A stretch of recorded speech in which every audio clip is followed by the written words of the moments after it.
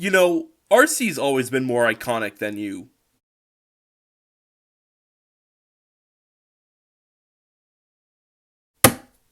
Ah!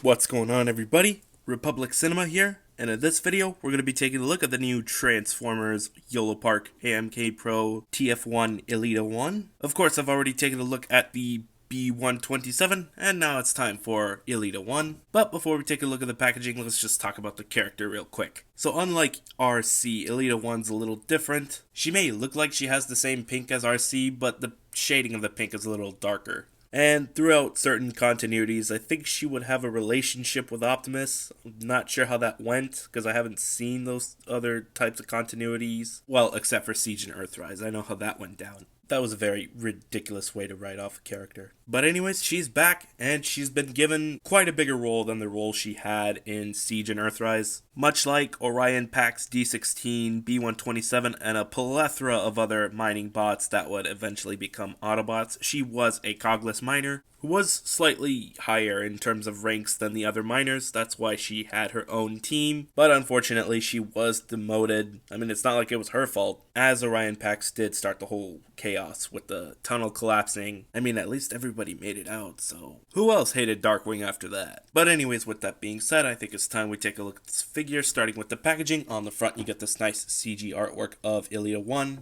as well as the CG artwork for her motorcycle, cybercycle mode. The rest is a bunch of words, names, and logos. On the top is the main protagonist, just upside down. The bottom is, on one side is another artwork of ELITA-1, and I believe since we took a look at B127, we know the... oh wait, never mind, this is a different type of artwork. You spin to the back and you get a little more info on the height variations of certain Yolopark figures. Of course, the cog list being on the left, this is an accurate scale apparently, which also means the AMK mini-series cogless protagonists are also size accurate. And on the bottom you get a little bit of info on the accessories that she comes with, and I guess the instructions on how to assemble her. But anyways, the front of the box opens up to reveal all the parts inside, as well as more info on the toy, as well as some posability pictures. Why is she missing a nose? But anyways, with that being said, I think it's time we get to the unboxing.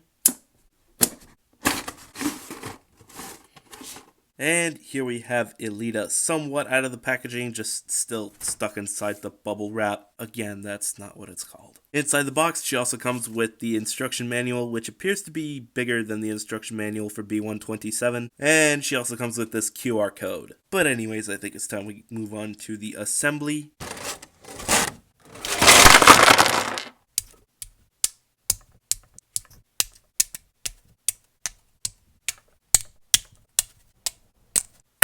And here we have Yolopark Elita fully assembled. And I gotta say, she looks pretty good. Painting and sculpting, pretty good. Not as crazy detailed like the movie toys, but again, this is animated, so I didn't think they were gonna go too far with the details. The paint is the usual, whatever you call this, pink, white, dark gray, and some silver, as well as the blue eyes. And then you turn to the back, there's not much going on, other than how cool it is that the wheels are the ankles. Also, in case you ever pick this figure up, you'll find the legs to be relatively long. Yeah, she's kind of a tall Autobot. Also, the head sculpt looks nice, and I'm glad she has a nose, unlike what the packaging shows. Since I just got this figure out of the packaging, the quality is not too loose, but at the same time a little tight. I suppose nothing too stiff unless you count the legs.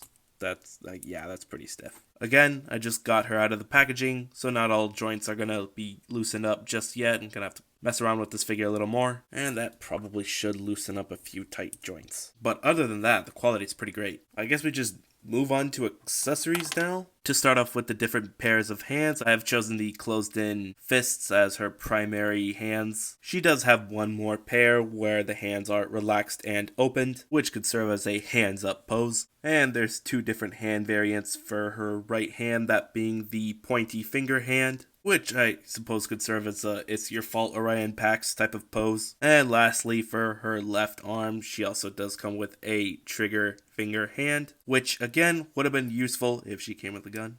But what if I told you she did actually come with a gun? And there you go. There you have Elita-1 with a Halo 4 Promethean-ish looking blaster rifle, which seems to be size inaccurate because I remember this being a little bit more sleek rather than it being fat, but it looks alright. Oh, and in case you're wondering what B-127 looks like with the blaster rifle integrated onto his hands, here you go. It was not easy trying to stuff the grip onto his hand. And yeah, that's pretty much all of her accessories. But now moving on to articulation, starting off double ball joint at the head, because there's a ball joint over there and a ball joint somewhere over there as well, which can allow the head to move and extend it upwards and downwards. And of course a swivel ball joint at the shoulder. There is also a butterfly joint, but anyways, full rotation at the arm, double jointed bend at the shoulder, bend at the elbow, elbow swivel. There is also a forearm swivel as well, and a ball joint at the wrist, which allows the wrist to move up and down, side to side, and it can also allow the wrist to swivel. Ball joint at the chest, waist swivel, side skirts are on a ball joint. You would think they would move out, but they don't necessarily move out all that well. Thus, when it comes to a spread at the legs, just make sure you don't accidentally pop these off. Leg can move forward, can move backwards, thigh swivel, double bend at the knee. Thanks to the wheel over here, the foot can move up and down. There's also a foot swivel, ankle tilt, and lastly, the front toe over here can move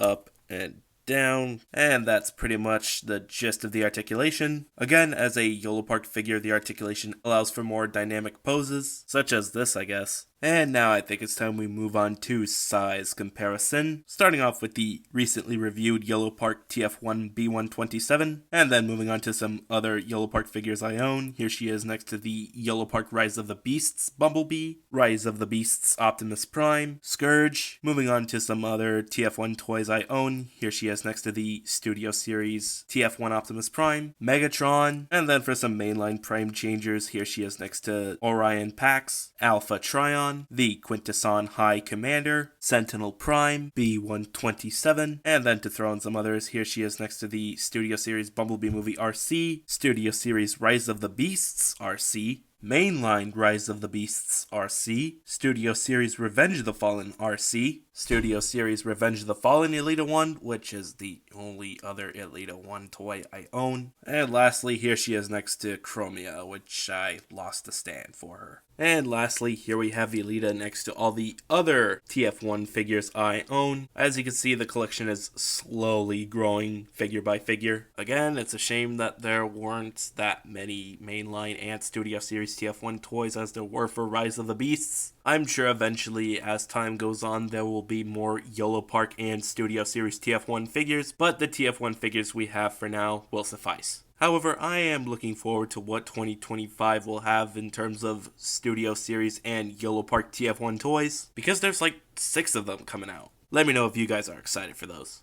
And I think that's pretty much it. I think that's all I had to say for this figure. Overall, she's a pretty great Yolopark TF1 figure. If you're trying to complete your Yolopark TF1 figure collection, then I highly recommend you pick this figure up. If you are looking to pick this figure up, I believe she's available over at Amazon. If not, she is available over at yolopark.com. Now, the price at yolopark.com does appear to be cheaper than the price over on Amazon, but unlike Amazon, there is shipping costs. So overall, the total amount to buy this figure is going to be pretty much the same as how much you would pay for over at Amazon, and it would probably take longer to arrive since it is being shipped overseas. But whichever website you want to purchase this figure on is all up to you. I hope to eventually take a look at the Yolopark Orion Pax and D16, but I'm afraid that won't be anytime soon. For those of you who do have those figures, be sure to let me know how they are. And again, can't wait to check out the Optimus Prime and Megatron versions later next year. And with that being said, if you like what you saw in this video, be sure to slam that like button, share this with your friends as well, turn on post notifications so that way you don't miss another upload.